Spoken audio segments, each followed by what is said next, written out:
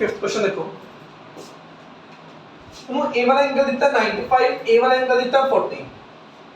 ए वाला एंगल दिता 75, तो तुम ए वाला एंगल पूछा एंगल क्या हो फाइंड करने के है क्वेश्चन। तुम देखो पहला इस ट्रायंगल देखो, इन ट्रायंगल PTR इस ट्रायंगल तीनों एंगल का सम कितना होता है 180 होता है, तीनों एंगल का सम कितना होता है 180। 90 ਤੇ 40 95 ਤੇ 40 कितना हो गया 135, 180 जो 135 माइनस करते हैं अपन मांगे कि जो angle P plus angle R plus angle PTR equal to 180। क्यों sum of all angle of triangle is 180। इनको सिंपल सी लिख सकते हो एंगल सम प्रॉपर्टी, क्या लिख सकते हो एंगल सम प्रॉपर्टी। ये एंगल सम प्रॉपर्टी लिख दो या फिर लिख दो sum of all angle of a triangle is 180। तो नो ए वाला एंगल दिखता 40, ए वाला 95, ए वाला एंगल फाइंड हो चुका कि में देखो एंगल P कितना है 95, angle R 40, angle PTR we have to find equal to 180, तो कितना का 135 plus angle PTR equal to 180, angle PTR equal to 180 minus 135, angle PTR किस इक्वल आ गया 45। और तक दूसरी सब डाल दो भाई। ओके ए 40 है, ए 95 है, ए वाला एंगल कितना 45, एंगल सम प्रॉपर्टी ना। अगर ए वाला एंगल 45 आ गया तो ए वाला एंगल भी 45 आ जाएगा, क्यों वर्टिकली पोस्ट एंगल। अगर ए 45 आ गया तो this angle plus this angle plus this angle again equal to 180 degree. Angle sum property की 45 प्लस 75 प्लस एंगल क्या हो इक्वल टू 180, रीजन लिखोगे एंगल सम प्रॉपर्टी। तो अब तक कितना आ गया 120 प्लस एंगल क्या हो इक्वल टू 180, एंगल क्या हो इक्वल टू 60 डिग्री। समझ आ गई? मैंने बस सिंपली ਤੁਹਾਨੂੰ समझाया है, कोई कैलकुलेशन मिस्टेक है? ठीक है, मैं जस्ट ਤੁਹਾਨੂੰ समझाया है, ਤੁਸੀਂ ਇਹਨੂੰ ਲਿਖਣਾ ਹੈ ਪ੍ਰੋਪਰ ਵੇ ਦੇ ਨਾਲ इन ट्रायंगल दिस वगैरह। सिंपल जी गल है a 95 40 है ਤਾਂ a वाले ट्रायंगल ਦੇ ਵਿੱਚ एंगल सम प्रॉपर्टी लगा के a वाला एंगल निकल गया। ये एंगल 45 आ गया, अगर ये 45 है ए भी 45 आ गया वर्टिकली पोस्ट एंगल। अगर ये 45 आ गया ये 75 है, तीनों का सम कितना होता है 180 डिग्री। और तो एंगल क्या होगा गया ये आपको फाइंड करना है। ओके जी, किसमें डाउट हो भाई? बहुत सस्ता क्वेश्चन सीगा। ए दोनों एंगल देते हैं लेवल फाइंड हो गया, जितना ही हमने ये हो गया जे वाला एंगल हो गया, तीनों सब 180 टेबल एंगल फाइंड हो गया। ओके ए वाला देखो, ए भी बहुत इजी है। वो गलत नहीं है उसका सम हो सकता है, देख लो क्या करते हैं 75 प्लस 40 45 होना है। 95 प्लस कितना हो गया 7 है वो 75 ये 7 है। अच्छा ये वाला 75 और 45 कितना हो गया वो 75 है 95। है ना। हाँ जी ओके है। 6 क्वेश्चन चेक करो प्लीज। देखो ये भी बहुत इजी है। ਹੁਣ ਇਹਦੇ ਚ ਕਨਫਿਊਜ਼ਨ ਪਤਾ ਕੀ ਹੁੰਦੀ ਹੈ, ਕੋਈ ਗੱਲ ਕਈਆਂ ਨੂੰ ਨਹੀਂ ਪਤਾ ਹੁੰਦਾ ਕਿ ਇਹ ਵਾਲਾ ਐਂਗਲ ਅਲਟਰਨੇਟ ਕਿਹਦੇ ਨਾਲ ਹੈ। ਕਈ ਜਣੇ ਐ ਸੋਚਦੇ ਨੇ ਵੀ ਇਹ 28 ਹੈ ਇਹ 65 ਹੈ ਇਹ ਕਿਵੇਂ ਹੋ ਗਿਆ। ਪਰ ਧਿਆਨ ਨਾਲ ਦੇਖੋ ਇਹ ਵਾਲਾ ਲਾਈਨ ਇਸ ਦੇ ਪੈਰਲਲ ਦਿੱਤੀ ਆਪਾਂ ਨੂੰ, ਜੋ ST ਹੈ ਉਹ PQ ਦੇ ਪੈਰਲਲ ਦਿੱਤੀ ਹੈ ਤੇ ਇਹ ਲਾਈਨ ਟ੍ਰਾਂਸਵਰਸਲ ਹੈ। ਉਹਦੇ ਪੈਰਲਲ ਤੇ ਟ੍ਰਾਂਸਵਰਸਲ ਚ ਕਿਹੜਾ ਐਂਗਲ ਹੈ 65, ਉਹਦੇ ਪੈਰਲਲ ਤੇ ਟ੍ਰਾਂਸਵਰਸਲ ਚ ਕੋਣ ਹੈ x ਤੇ 28, मतलब जो x plus 28 है वो किधर खुला है 65 पे, x plus 28 किधर खुला है 65। समझ रहे जो आपके लेवल चीज है।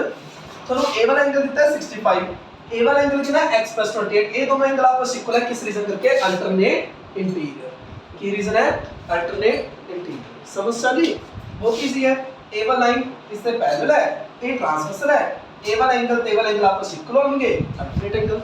तो चेक करो x कितना आ गया अपना 65 minus 28, x equal to 37, x कितना आ गया 37। ओके जी तक ਹੁਣ ਧਿਆਨ ਦਿਓ ਇਸ ट्रायंगल ਤੇ ਇਹ एंगल है 37, ए वाला एंगल 90, ए वाला एंगल ਤੁਸੀਂ फाइंड करना है। तीनों एंगलों का सम कितना हुआ 180 डिग्री। इन ट्रायंगल P क्या हुआ S, angle P plus angle P क्या हुआ S plus angle Y equal to 180 degree. मतलब 90 plus 37 plus y equal to 180, 712 plus y equal to 180, y equal to 180 minus 127, y equal to 3 5 समझ सही okay 28 ਦਾ alternate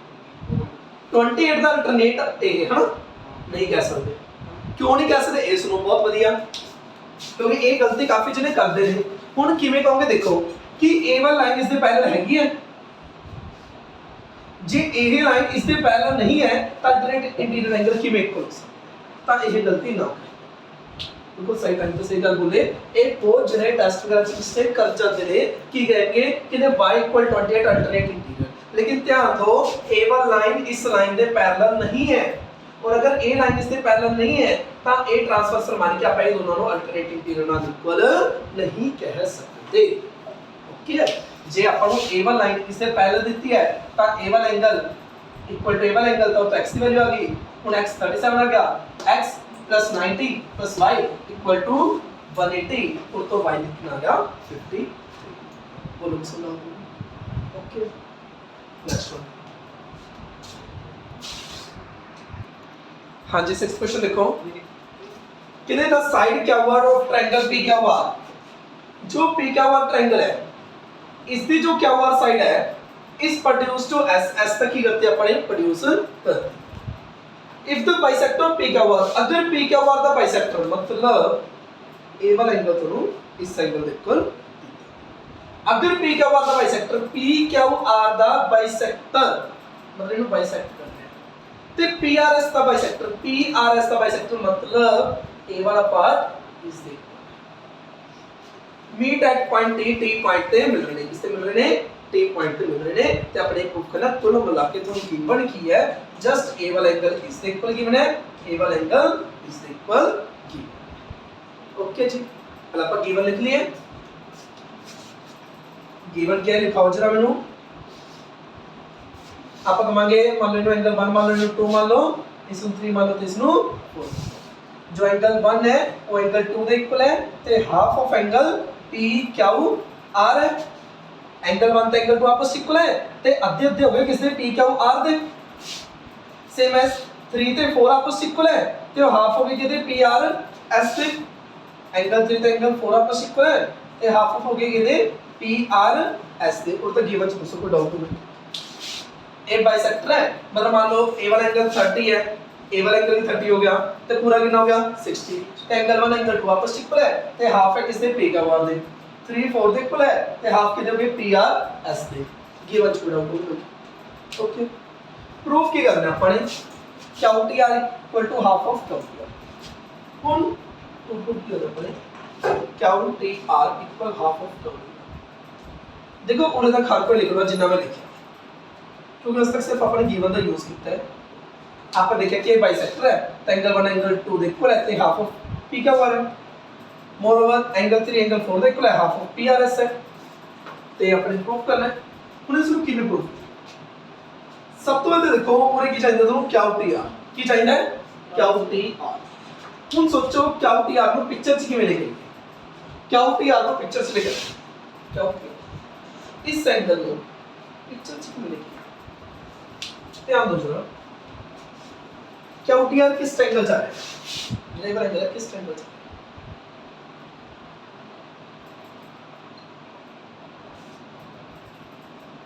इसी चले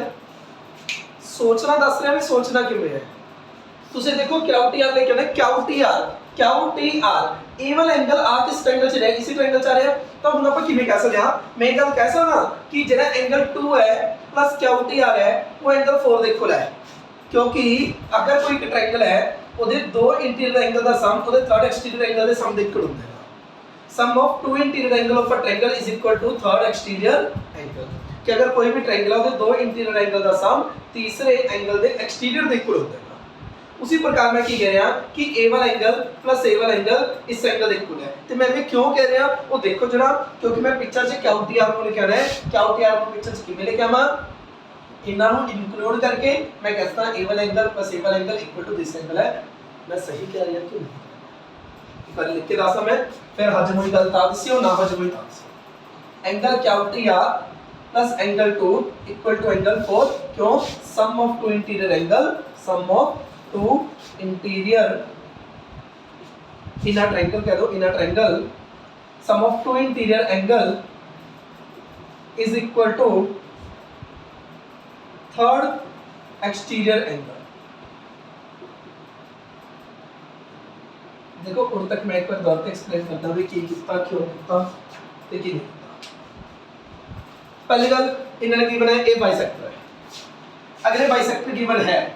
तो obvious जी गल है तो पे लिखांगे angle 1 equal angle 2 equal to half of P Q R. I think ए वाला स्टेप सारा क्लियर होगा।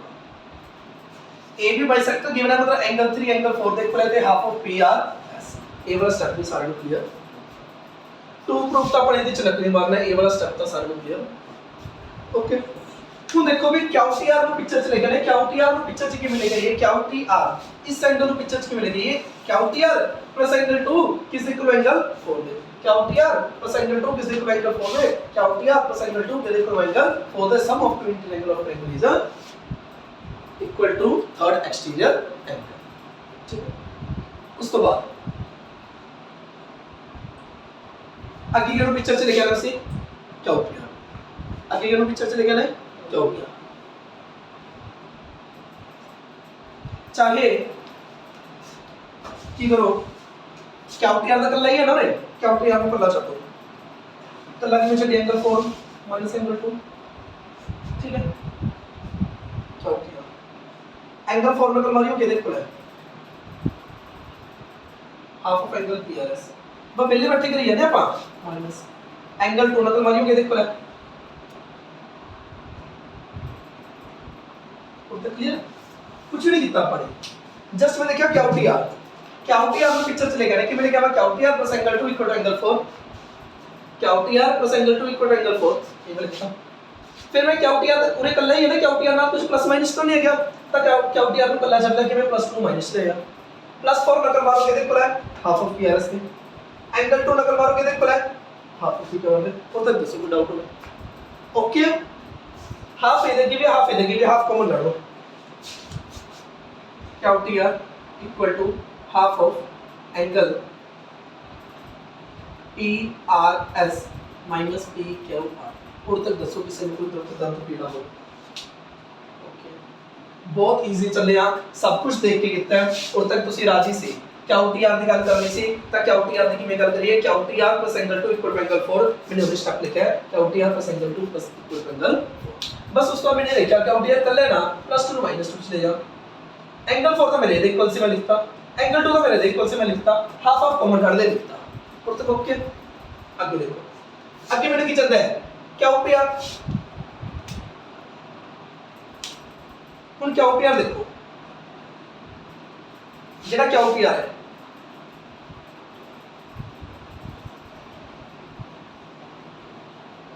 ਹੁਣ QPR को किਵੇਂ लिख सकता मैं कह सकता एंगल QPR प्लस ए वाला एंगल इस एंगल इक्वल है क्योंकि ट्रायंगल देखो ध्यान नाल ए बन रही तो आप ये गल बोल सकते हैं कि नहीं कि angle QPR plus angle PQR equal angle PRS QPR plus PQR equal PRS am right और नॉट QPR के देखो लगा अपना PRS minus PQR okay PRS minus PQR ਦੇ ਕੋਣ ਇਕੁਅਲ ਆ ਗਿਆ QPR ਅੱਜ ਕੋ ਵੈਲਿਊ ਲਿਖੋ ਸੇਮ ਨਹੀਂ ਹੈਗੀ PRS minus PQR ਇਸ ਦੀ ਵੈਲਿਊ ਕਿੰਨੀ ਹੈ QPR मतलब ਇਹ ਸਾਰੇ ਸਮਾਨ ਦੀ ਜਗ੍ਹਾ ਮੈਂ ਕੀ ਲਿਖ ਸਕਦਾ PQR ਲਿਖ ਸਕਦਾ मतलब ਮੈਂ ਕੀ ਲਿਖਦਾ angle QTR equal to half angle QPR ਤੇ मैंने यही शो करना सी ਹੁਣ ਦੁਬਾਰਾ ਤੇ ਸੁਣੋ ਵੀ ਕਿਵੇਂ ਕੀਤਾ ਕਿਉਂ ਕੀਤਾ ਬਹੁਤ ਈਜ਼ੀ ਹੈ ਬਹੁਤ ਜ਼ਿਆਦਾ ਈਜ਼ੀ ਹੈ ਜੇ ਸਟੈਪ ਵਾਈਜ਼ ਕਰੋਗੇ ਤਾਂ ਦੇਖੋ ਬਸ ਕੁਐਸਚਨ ਨੂੰ ਧਿਆਨ ਨਾਲ ਪੜੋ ਕੁਐਸਚਨ ਧਿਆਨ ਨਾਲ ਪੜੋ ਕੁਐਸਚਨ ਦੀ ਹਰ ਲਾਈਨ ਤੁਹਾਨੂੰ ਆਨਸਰ ਤੱਕ ਲੈ ਕੇ ਜਾਓ ਇਹਦੇ ਵਿੱਚ ਕੀ ਕਿਹਾ ਹੈ ਕਿ ਤੁਹਾਨੂੰ ਪਹਿਲੇ ਤਾਂ ਬਸ ਬਾਈਸੈਕਟਰ ਹੀ ਗਿਵਨ ਹੈ ਤੁਹਾਨੂੰ ਕਹੇ ਕਿ ਇਹ ਵੀ ਬਾਈਸੈਕਟਰ ਹੈ ਤੇ ਇਹ ਵੀ ਬਾਈਸੈਕਟਰ ਹੈ ਹੁਣ ਅਗਰ ਇਹ ਬਾਈਸੈਕਟਰ ਹੈ ਤਾਂ ਨਾਲ ਦੀ ਨਾਲ ਲਿਖ ਲਓ ਕਿ angle 1 equal angle 2 equal to half of PQR ਇਹ ਬੱਚੀ ਨਾਲ ਦੀ ਨਾਲ अगर ये बाइसेक्टर गिवन है तो नाल दी लिख लो angle 3 equal angle 4 equal to half of PRS उस तक ओके गिवन जो देखिए अपने ए बाइसेक्टर गिवन है, तो ए बाइसेक्टर गिवन है तो एंगल 1 एंगल 2 देख लो, हाफ ऑफ पी क्या हुआ,